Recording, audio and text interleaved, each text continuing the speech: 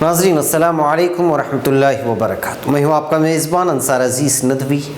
اور آپ میرے ساتھ دیکھ رہے ہیں سیدھی بات۔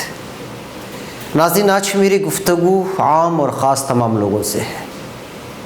اس میں علماء، دانشور و غیر دانشور تماموں سے ہے۔ دراصل گزشتہ کئی ماہ سے سوشل میڈیا پر تبلیغی جماعت کے خیرخواہ بن کر اس پر انگلی اٹھانے والوں سے اور پھر مہاراشٹرا کی ایک مسجد میں حالیہ کچھ اپنے تبلیغی احباب کے آپسی گتم گتہ ہو کر زخمی ہونے والی تصاویر کے شیئر کرنے کے آڑ میں تبلیغی جماعتوں کو بدنام کرنے کی جو کوشش کی گئی، اس کے پس منظر میں ایک ایسی جماعت کا آنکھوندے کا حال سنانے جا رہا جو ابھی کچھ دن قبل ہمارے شہر کی مسجدوں میں گھوم گھوم کر تبلیغ کرتی رہی۔ یہ جماعت جس کے سارے ساتھی بولنے اور سننے کی نعمت سے محروم تھے، عام فہم زبان میں گونگے اور بہروں کی یہ تبلیغی جماعت تھی، اور صاف اور سیدھی بات کہوں تو یہ لوگ زبان حال سے قرآن کریم کی زبان یہ کہہ رہے تھے کہ اگر تم نے میرا یہ دعوت دین والا کام چھوڑ دیا تو ہم دوسری ایسی قوموں کو اس کام کے لیے کھڑا کر دیں گے جس کا تمہیں وہم و گمان بھی نہ ہوگا۔ ناظرین، اس پر تفصیلی گفتگو آپ سے میں ضرور کروں گا، اس سے پہلے آئیے کچھ باتیں ہم سمجھنے کی کوشش کرتے ہیں، شاید آپ کو بتاتے بتاتے میری سمجھ میں بھی یہ بات آ جاوے کہ ہم آخر کہاں بھول کر جاتے ہیں۔ ناظرین، آپ آس پاس کا ماحول دیکھیں، جہاں آپ رہتے ہیں، جہاں آپ جاب کرتے ہیں، جہاں آپ نوکری کرتے ہیں، جہاں آپ سفر کر رہے ہیں، جہاں کہیں بھی ہو، دنیا کے کسی بھی کنارے سے آپ کا واسطہ کیوں نہ ہو، آپ کیوں نہ وہاں بستے ہوں، وہاں دیکھیے، آس پاس کا جائزہ لیجیے اور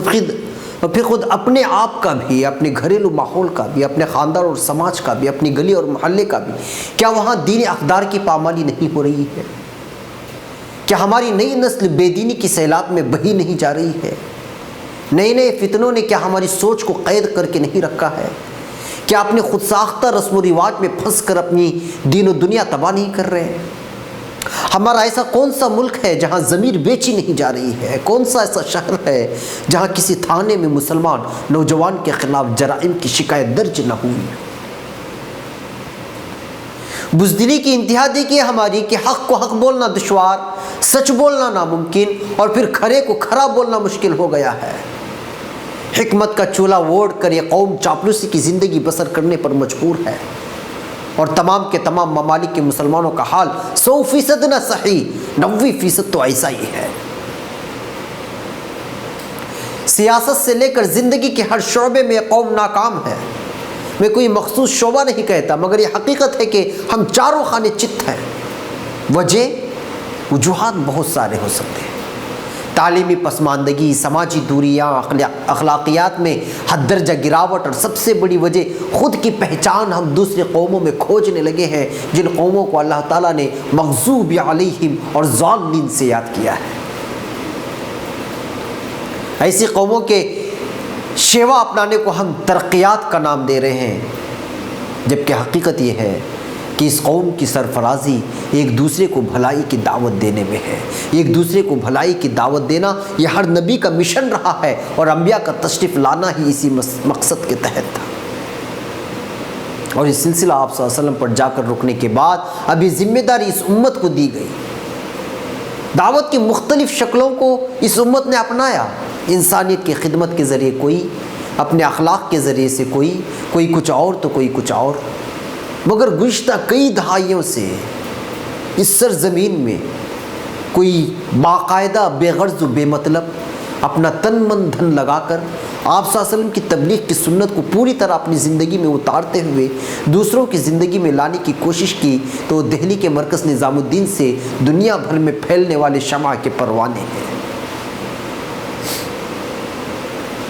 یہاں نہ سیاست ہے، نہ لیڈری ہے، نہ کوئی بڑا نہ چھوٹا، نہ جائیداد کا قبضہ، ہر ایک کو اپنا وقت دینا، اپنی محنت کی کمائی لگا کر خود کو چھوٹا بنا کر امیر کی متی بن کر، چاہے امیر کالا ہو یا گورا، لنگڑا ہو یا لولا، پڑھا لکھا ہو یا غیر پڑھا لکھا، صرف اللہ کی رضا کے حصول اور آپ صلی اللہ علیہ وسلم کی خوشنودی کے لیے سب کچھ لٹانے کا مطلب تبلیغی ساتھی کا نام تھا۔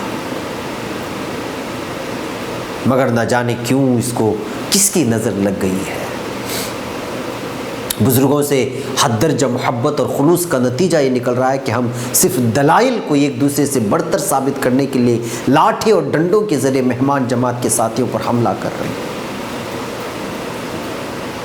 کسی سے محبت و حقیقت کا اب یہ نتیجہ نکلے گا کہ ہم کسی کا سر پھوڑ دیں اور پھر دشمنوں کو، حاسدوں کو، شرپسندوں کو تبصرہ اور تنقید کرنے کا موقع فراہم کر دیں۔ یہاں تک کہ واٹس ایپ میں گھومنے والی ایک تحریر نے راتوں کی میری نیند حرام کر دی کہ اب تبلیغی جماعت بھی ایک فرقے کا روپ دھارن کر رہی ہے۔ اردو میں لکھی جانے والی تحریروں کو ہندو اور انگریزی میں ٹرانسلیٹ کر کے شیئر کیا جا رہا ہے تاکہ جماعت کی بدنامی زیادہ سے زیادہ ہو، اور پھر ان لوگوں تک یہ بات پہنچی جن کی نظروں میں یہ جماعتیں کئی برسوں سے کھٹک رہی ہیں۔ میں بزرگوں سے عقیدت مندی کو کوئی اور نام دینا نہیں چاہتا، مگر مہاراشٹر کی ایک مسجد میں جو معاملہ پیش آیا، اگر ایسے واقعات ہوتے رہے تو پھر خلوص و محبت اور عقیدت مندی کو لوگ کوئی اور نام دے دیں گے، تو سوچئے تبلیغی جماعت کی تاریخ میں کس قسم کا سیاہ باب جڑ جائے گا۔ سوچنے کی بات ہے۔ ناظرین، بریک کی اجازت۔ ناظرین، استقبال ہے سیدھی بات کی انوکھی محفل میں۔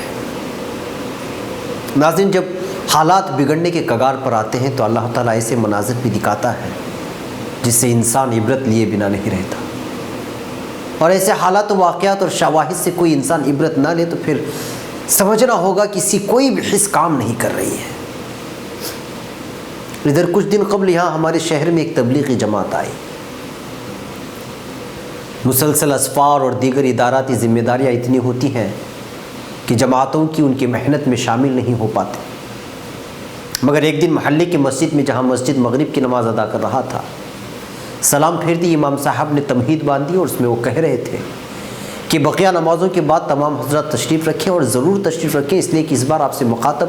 زبان و بیان والے نہیں بلکہ وہ لوگ خطاب کریں گے جو نہ بول سکتے ہیں نہ سن سکتے ہیں،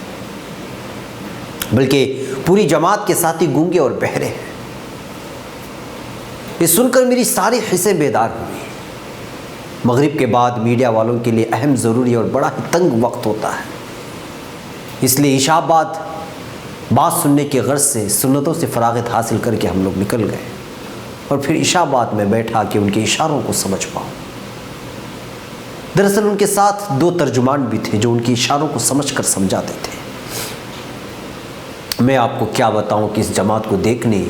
اور ان کی بولیاں اور اشارے سمجھنے کے بعد کس طرح کا مضمون میں احساس کے لفظوں میں باندھ کر ذہن میں محفوظ کرنے لگا تھا کہ اللہ، یہ تیرا کیسا جلوہ ہے کہ ایک جانب مجھے یہ خبریں ملتی ہیں کہ اس راستے میں نکلنے والے بزرگوں کی عقیدت مندی میں ایک دوسرے سے دست و گریباں ہیں، اور دوسری جانب تو اپنی قدرت کے کرشمے دکھاتا ہے۔ یعنی کیا تو یہ پیغام دے رہا ہے کہ زبان کی فصاحت،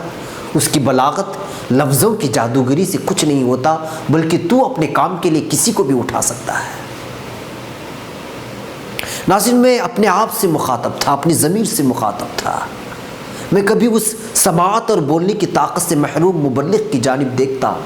جو نوجوان ہے، خوبرو ہے، تھوڑی تھوڑی داڑھی نکلی ہوئی ہے، وہ حدیث بیان کرتا ہے تو اس کا اشارہ الگ، صحابہ اور صحابیات کے نام لیتا ہے تو اس کا اشارہ الگ، کلمہ طیبہ کا اظہار کر رہا ہے مگر اشاروں سے، اللہ کی بڑائی بیان کر رہا ہے مگر اپنے اشاروں سے، ایک ایک چیز بیان کی جا رہی ہے، اللہ کی بڑائی لگاتار ہو رہی ہے، احادیث اور وہ بھی راویوں کے نام کے ساتھ لگاتار بولی جا رہی ہے، اور کبھی کبھی ترجمان یہ کہنے پر مجبور ہو جاتا ہے کہ ان کو، یعنی یہ جو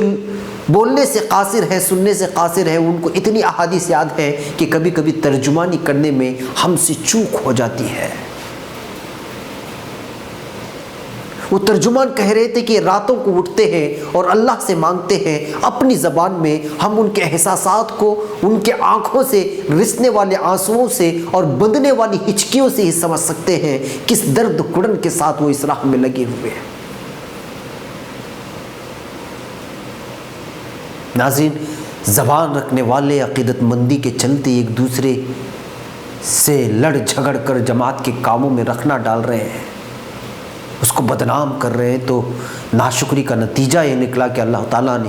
گونگے اور بہروں کی جماعتوں کو کھڑا کر کے کہہ دیا کہ زبان رکھنے والے اگر لڑ جھگڑیں گے، حبیب پاک صلی اللہ علیہ وسلم کی سنتوں پر چلتے ہوئے اس کام کو نہیں کریں گے، اپنا ہی راگ الاپیں گے، اپنی ہی دنیا میں مگن رہیں گے، تو پھر ہمیں تمہاری کوئی ضرورت نہیں ہے۔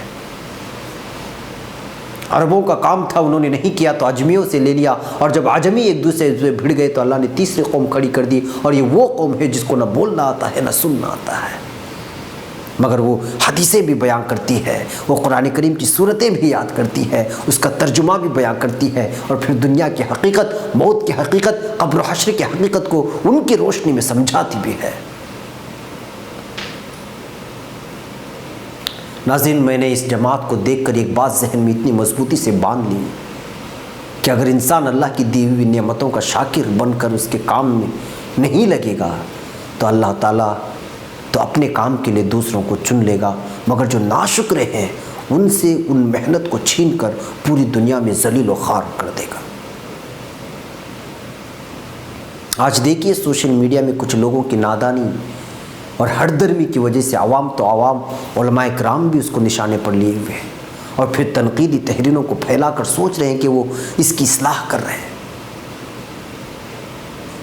باقاعدہ اصلاح تبلیغی جماعت کے نام سے واٹس ایپ میں گروپ بنا کر اس کو بدنام کرنے کا ٹھیکہ لیے ہوئے ہیں کچھ لوگ۔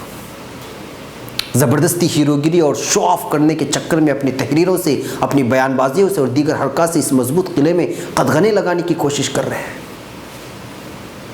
میں اس بات سے انکار نہیں کرتا کہ اختلافات نہیں ہیں، کمیاں نہیں ہیں، کوتاہیاں نہیں ہیں، ہو رہی ہیں، لگاتار ہو رہی ہے اور مسلسل ہو رہی ہے۔ جس طرح یہ ہو رہی ہے اسی طرح بہکانے والوں کی تعداد میں بھی اضافہ ہو رہا ہے۔ کوئی ایک اصلاح کے غرض سے تحریر لکھتا ہے تو دوسرا اسی تحریر کو بدنامی کے غرض سے شیئر کر دیتا ہے۔ ان تمام چیزوں کو سمجھنا ہوگا۔ میں جو آپ کے سامنے جذبات کو رکھ رہا ہوں، ممکن ہے میں 100% اس میں کھرا نہیں ہوں، مگر چونکہ پورے ہندوستان سے لوگ اس سیدھی بات سے جڑے ہیں اور ہزاروں گروپوں سے جڑا ہوں، تو کئی تجاویز، کئی تحاریر سے نظر سے گزرتی ہیں، اور پھر تصاویر شیئر کر کے اس کے نیچے تحریر کی جانے والی تنقیدیں اور تبصرے سامنے آتی ہیں، تو بڑا ہی افسوس ہوتا ہے کہ اس امت کے پاس ایک ہی سرمایہ بچا تھا اور اس کو بھی کوئی لوٹ کر لے جانے کی کوشش کر رہا ہے، اور لوٹنے کا موقع فراہم کرنے والے بھی کوئی دوسرے نہیں بلکہ اپنے ہی گھر والے ہیں۔ بڑا افسوس ہوتا ہے، جی ہاں ناظرین، بہت ہی افسوس ہوتا ہے۔ ناظرین سوچئے، سیاسی سطح پر اس امت کے بکھراؤ کو اگر دیکھنا ہے تو حالیہ یوپی کا حال دیکھیے، کہ پھر اس کے بعد حکمرانوں کی جانب سے لیے جانے والے دھڑا دھڑ فیصلوں کو دیکھیے۔ ایک مٹھی بھر قوم اپنی شناخت باقی رکھنے کے لیے اس قوم کی ہر تاریخی شناخت سے اس کو محروم کر دینا چاہتی ہے۔ یوپی کے ہاتھرس میں دن دہاڑے 3 گوشت کی دکانوں میں آگ لگا دی جاتی ہے۔ کہیں بھی کسی بھی عمارت پر چڑھ کر اپنے مخصوص جھنڈوں کو فرقہ وارانہ رنگ دینے والے لوگ لہرا دیتے ہیں۔ اس قوم کے نوجوان مدتوں سے جیلوں میں بند ہیں، 4 جانب مصائب و آلام سے دوچار ہے یہ قوم، تو پتہ ہے کیوں؟ جیسے میں نے کہا کہ اس قوم کو آپس میں اختلافات پیدا کر کے اس کو حل کرنے کی ہی فرصت نہیں، تو کہاں سے دوسری ذمہ داریاں اٹھائیں گے؟ ایک تبلیغی جماعت بچی تھی جو اس طرح کے اختلافات سے کوسوں دور اپنی ہی الگ دنیا بنائی تھی، جہاں صرف محبت ہی محبت، الفت ہی الفت، اخلاص ہی اخلاص تھا، کوئی بڑا نہیں، کوئی چھوٹا نہیں، مگر اب اس کو بھی کچھ لوگ اپنے مقاصد کے لیے استعمال کرتے ہوئے انتشار کا سبب بنے ہوئے۔